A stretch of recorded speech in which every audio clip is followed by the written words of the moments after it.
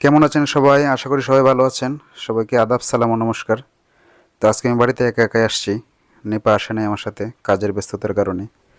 তো বাড়িতে এসে কাউকেই পাই নাই, শুধু মাকে পাইছি বাসায়।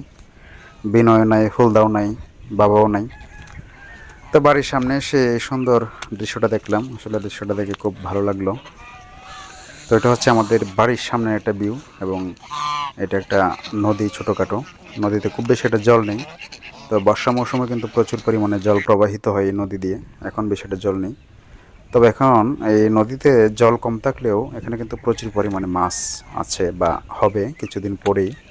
তো এই নদীতে যে মাছ যেখানে থাকে এটার একটা নাম রয়েছে, যেটাকে বলা হয় খৈন। আমাদের নেত্রকোনা জেলার ভাষায় খৈন বলা হয়, কিন্তু শুদ্ধ অর্থে হয়তো এটাকে বলা হয় গর্ত। তো এখানে প্রত্যেকের বাড়ির সামনেই একটা একটা করে গর্ত আছে, যেগুলোতে প্রায় 20,000 থেকে শুরু করে 1,00,000 টাকা পর্যন্ত মাছ হয়ে থাকে। তবে এগুলো পানি যখন আরও শুকিয়ে যাবে, তখন যে গর্তের চারপাশে যে বাঁধ রয়েছে এগুলো বেশি উঠবে, এবং এই একটা মাছ ঢোকার জন্য আবার একটা মুখ রয়েছে প্রত্যেকটা গর্তেরই, এদিকে মাছ আসা যাওয়া করে। তো সেই মুখটা ভাপ দিয়ে তারপর সেলো মেশিনের সাহায্যে পানিটা সেচ দিয়ে সেই সকল মাছগুলো ধরা হয়। আর সামনে এই যে রাজহাঁস দেখতে পাচ্ছেন, এগুলো পাতিহাঁস না। পাতিহাঁসের পাশাপাশি এখানে প্রচুর পরিমাণে রাজহাঁস রয়েছে। এগুলো আমাদের না, আমাদের প্রতিবেশী যারা আছে তারা এগুলোকে লালন পালন করে, এইসব হাঁস। তো এগুলো কিন্তু অনেক দাম, প্রায় 1500 থেকে 2,000 3,000 টাকা পর্যন্ত দাম হয়ে থাকে। তো নদীতে যে পানি, সেই পানিরটা দেখে আমাদের ছোটোবেলার একটা কবিতার কথা মনে পড়ে গেল, যে আমাদের ছোট নদী চলে আঁকে বাঁকে, বৈশাখ মাসে তার হাঁটু জল থাকে, পার হয়ে যায় গরু, পার হয়ে গাড়ি, দুই ধার উঁচু তার, ঢালু তার পাড়ি।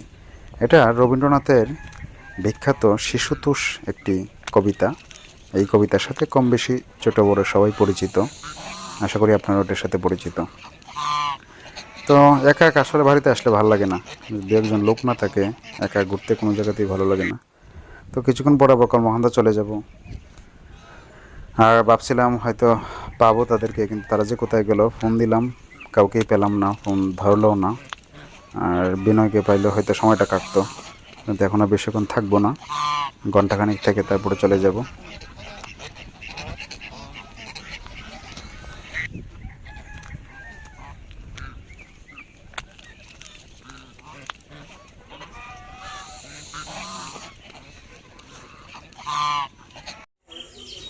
যাই হোক, অবশেষে বাসায় এসে পৌঁছলাম।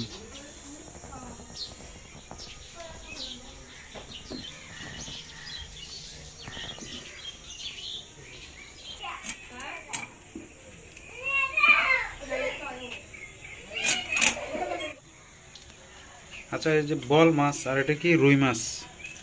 বল মাছ কেটা দিল আর রুই মাছ কে দিল? বল মাছ তো আমরা কিনে নিয়ে আসলাম, সকালে আনছিলাম সকালে তো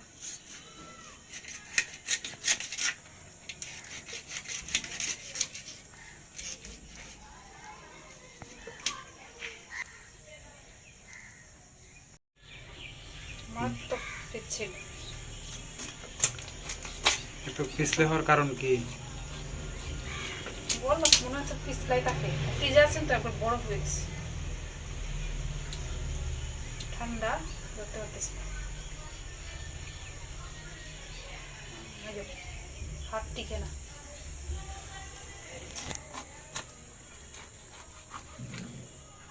সাথে সাথে মাছ কাটা লাগে, সময় নাই, মাছ কাটতে পারছি না, নরম হয়ে গেছে। নরম না হলে নরম হয়ে যাওয়ার সম্ভাবনা আছে। বিনরে ফোন দিলাম কত আগে, এখন খবর নাই তার। মামার বাসায় যে নিমন্ত্রণ দিল, দেখি দুপুরের নিমন্ত্রণ সে রাত্রে খাইব। বলতেছিলাম তো আস্তে আস্তে রাস্তায় আছে, বাজে সন্ধ্যায় তো হয়ে যেতেছে। আসো, আসলে পরে একসাথেই যাই।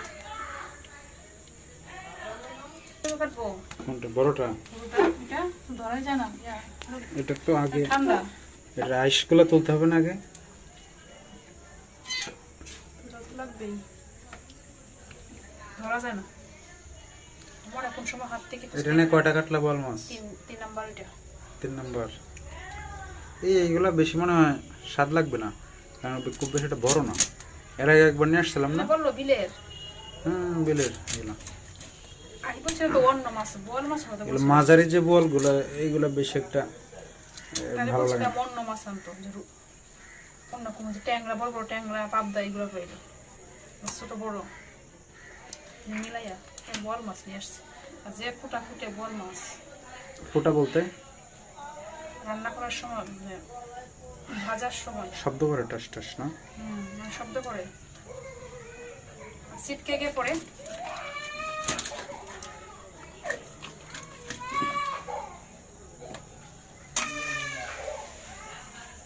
বেনয়া মাছ কিনে নিয়ে আসছে সকালে কষ্ট করে, তাহলে রাত্রে তারা কি তরকারি না ভাজি? বোয়াল মাছ, ভাজি তরকারি দুইটাই দিব। বোয়াল মাছ না, রাত্রে রুই মাছ রান্না করবো। বাবা যেটা নিয়ে আসছে এটা, এটা বড়টা, এটা মনে হয় কতটুকু ওজন হবে? 3 কেজি না 4 কেজি? 3 কেজি হইতো না মনে হয়, 2 কেজির উপরে, 600 গ্রাম সম্ভবত। বড়গুলা জানি না কত, বড়গুলা বেশি হওয়ার কথা। বোয়াল মাছের পিচ, এই মাছটার আইসগুলো মানে এত শক্ত, কিছুক্ষণ আমি চেষ্টা করলাম, ব্যর্থ হইলাম, এখন আবার ওনার কাছে দিলাম, এখন মোটামুটি কমপ্লিট না? এটা অনেক সময় লাগলো। মোটামুটি শেষ। সর্বনাশ, এটা অনেক রিক্স ইয়ে করা। হ্যাঁ, কাটতাম না। দাও দিয়ে তো হয় না, ছোট চামচ দেওয়া হয় না, শেষমেশ বড় একটা চামচ দে। এগুলা এ করার মনে হয় একটা যন্ত্র আছে, আইসগুলো এই তো আছে। কি জানি বলে মনে নাই এই মুহূর্তে, বাড়িতে একটা আছে, আমি নিয়েছিলাম অনেকদিন আগে কিনে, ওইগুলো দেওয়া সহজ হয়। ধরাই যায় না, কি করবো এখন? স্লিপ কাটে কিনা জানি, স্লিপ কাটবো মনে খুব হয়। সাবধানে, স্লিপ কাটতেই পারে, কারণ নিচের টাইলস না, টাইলসে স্লিপ করতে। আমি ধরবো, ধরি আমি। যাই হোক, অবশেষে কাটা হলো। এই টাইলসের জন্য খুব ভয় লাগে, স্লিপ কাটে। যেমন তো বলছিলাম মাছটা বাড়ি থেকে কাটে নিয়ে আসার জন্য না? ভালো বলছিলাম না, আমি ভাবছি মা আবার কষ্ট করবেন, যাই আমরাই কাটবো না কষ্ট মষ্ট করে অফিস থেকে আসা। এই জন্যই বলছিলাম, জানি কাটতে কষ্ট হইব, এই দা দিয়ে। আর ফ্রিজে রাখলে পরে মাছ এমনি পিচ্ছিল হয়ে যায়, আর বরফে ঠান্ডা। দেখো হাত কাটবো।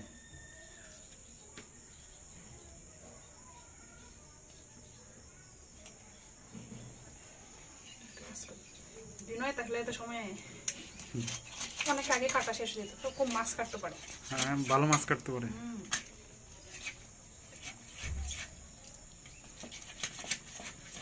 দাদা মনে হচ্ছে বেশি একটাই না, আমি দৌড়ি আবার ভাড়ালো না।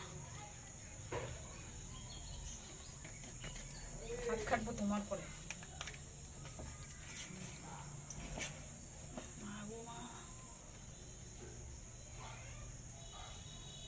কি ভুল হইলো? এদিকে তো কাটে, হ্যাঁ এদিকে কাটে, ঠিক আছে।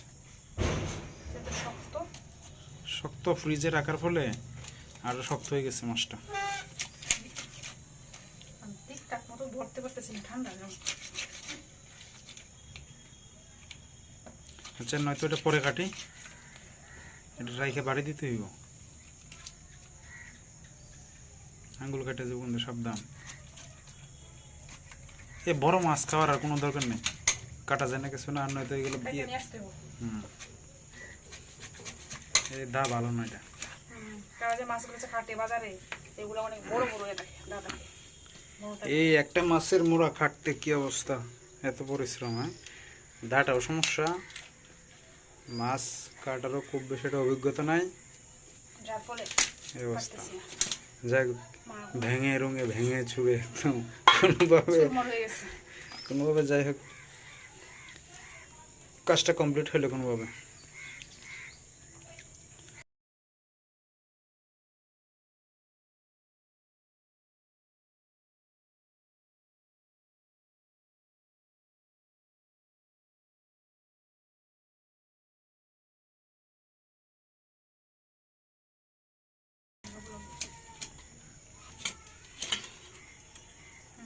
খুব কথা বলতে পারে,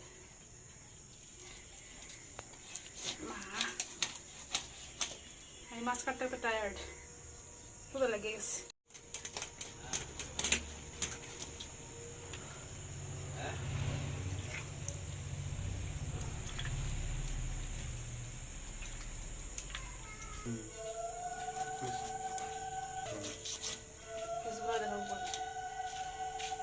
বিকেল থেকে মাছ কাটা শুরু করছিলাম, আর এখন সন্ধ্যা গড়িয়ে রাত আসছে। ফাঁকে এখন গিয়ে সন্ধ্যা বাতিটা দিতে হইব। সাবান দিয়ে হাতগুলো ধুইয়া সন্ধ্যা বাতিটা দিতে হবে।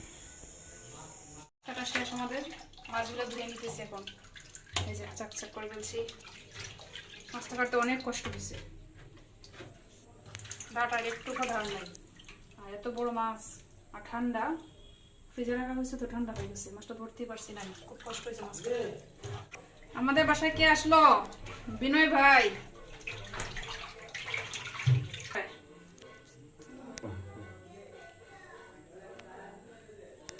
মাছ মাছ ধোয়া শেষ,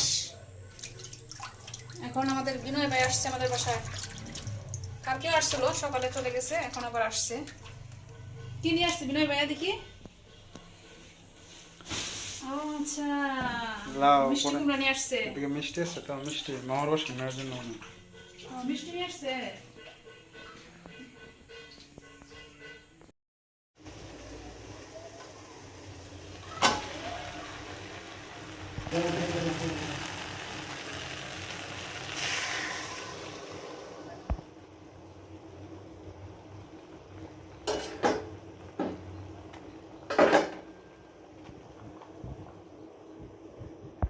দুই মিনিট হয়ে গিয়েছে,